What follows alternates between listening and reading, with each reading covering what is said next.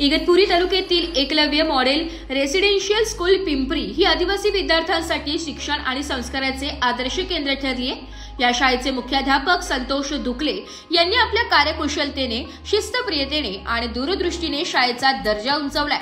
त्यांच्या नेतृत्वाखाली शाळेत आधुनिक तंत्रज्ञानावर आधारित शिक्षण पद्धती, संगणक, प्रयोगशाळा, क्रीडा, सांस्कृतिक आणि शैक्षणिक उपक्रमांवर भर दिला जात आहे। विद्यार्थ्यांच्या सर्वांगीण विकासासाठी शिक्षक वृंद अत्यंत समर्पणाने कार्य करत असून शाळेचा निकाल दरवर्षी उल्लेखनीय राहतो। सीबीएसई पद्धतीने 6वी ते 12वी पर्यंतचे शिक्षण देणारी ही निवासी शाळा आदिवासी समाजातील विद्यार्थ्यांसाठी संधीचे व्यासपीठ ठरली आहे। मुख्याध्यापक संतोष दुकले सर विद्यार्थ्यांमध्ये आत्मविश्वास, मूल्यनिष्ठता आणि सामाजिक जबाबदारी निर्माण करण्यासाठी सातत्याने प्रयत्नशील आहे। शाळेच्या प्रगतीमुळे स्थानिक ग्रामस्थ, पालक आणि शिक्षण क्षेत्रातील मान्यवरांकडून मुख्याध्यापक संतोष दुकले सरांचे कौतुक होत असून त्यांच्या मार्गदर्शनाखाली एकलव्य शाळा पुढील काळातही शैक्षणिक उत्कृष्टतेच्या नव्या उंचीवर पोहोचेल असा विश्वास व्यक्त केला जातोय।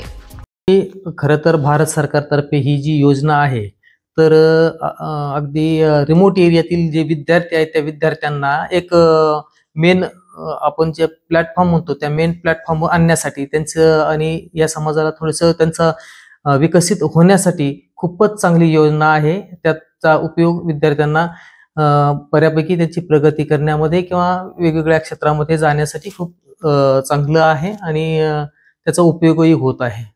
त्यांच्या दृष्टीने तर म्हणजे असं अगदी शहरापासून दूर परंतु अगदी शहरामध्ये असलेल्या शाळे इतकंच अपडेटेड किंबहुना त्यापेक्षाही जास्त, कारण आपल्याकडे अगदी डिजिटल क्लासरूमच्या माध्यमातून पण शिक्षण दिलं जातं आणि त्याचा खूपच उपयोग विद्यार्थ्यांसाठी होत आहे।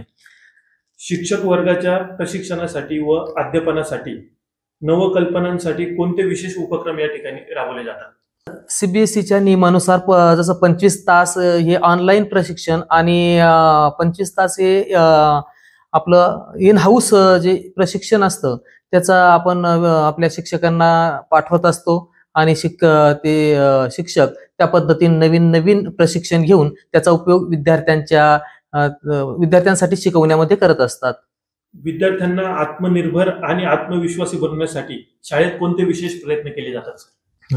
तर विद्यार्थ्यांना एक आत्मविश्वास निर्माण व्हावा यासाठी आम्ही शिक्षणासोबतच जे जेई आहे, नीट आहे म्हणजे इंजिनिअरिंग किंवा डॉक्टर्ससाठी ज्या एंट्रन्सेस घेतल्या जातात ना त्याचे क्लासेस आपल्या भारत सरकारने ऑनलाईन सुरू करून दिलेले आहेत, ते आपण विद्यार्थ्यांना देत असतो। त्याच्यानंतर इथं स्पोर्टच्या ज्या फॅसिलिटीज आहेत त्याच्या माध्यमातून आपण विद्यार्थ्यांमध्ये एक कॉन्फिडन्स किंवा आत्मविश्वास निर्माण करण्याचा प्रयत्न करत असतो।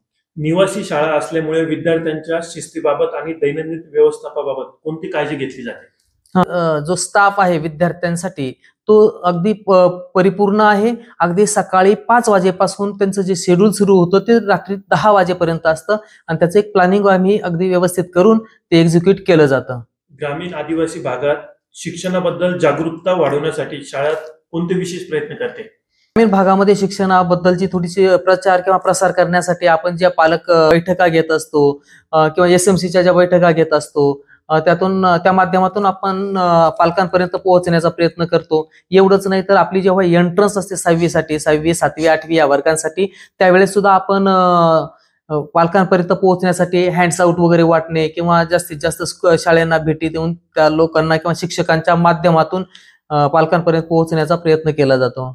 शाळेच्या भविष्यासाठी आपली काही योजना आहे का सर? शाळेच्या भविष्यासाठी म्हणजे आता ही अगदी केंद्रीय स्कूल आहे आणि भारत सरकारने अगदी केंद्रीय स्तरापासून अगदी मोठमोठ्या भरती वगैरे शिक्षकांची भरती केली जाते आणि विद्यार्थ्यांसाठी आवश्यक असणाऱ्या सर्वच सुविधा इथं सरकारतर्फे पुरवल्या जातात।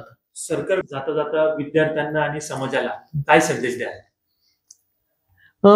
थोडं विकसित व्हायचं असेल, आपल्याला आपलं प्रगती करायची असेल तर शिक्षणाशिवाय पर्याय नाही आणि सर्वांनी या शिक्षणाबद्दल थोडीशी आस ठेवली पाहिजे आणि सर्वत्र त्याचा प्रचार आणि प्रसार केला पाहिजे। आणि येणाऱ्या दिवाळीच्या सर्व पालक वर्ग, सर्व विद्यार्थी आणि शिक्षक वर्ग किंवा इतर आपल्या परिसरात राहणाऱ्या सर्वच ग्रामस्थांना दिवाळीच्या हार्दिक शुभेच्छा। ब्युरो रिपोर्ट, नाशिक लोकशाही न्यूज, नाशिक।